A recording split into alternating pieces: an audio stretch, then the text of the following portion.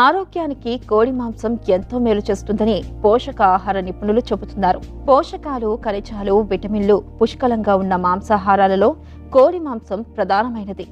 జలుబు, ముక్కుదిబ్బడుతో బాధపడేవారు ఆ సమయంలో కోడి మాంసంతో తయారు చేసిన సూప్, పులుసు వంటి వాటిని ఆహారంలో భాగం చేసుకుంటే మంచి ఫలితం ఉంటుంది. వీటి వల్ల రోగనిరోధక శక్తి పెరగడంతో పాటు సమస్య నుండి త్వరగా ఉపశమనం లభిస్తుంది.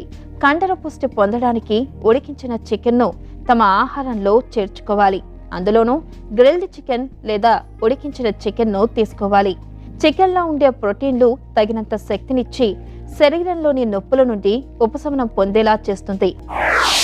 చికెన్లో మనకు అన్నిటి నాన్ వెజ్ కన్నా ఎక్కువ ప్రోటీన్ అనేది చికెన్లో లభిస్తుంది.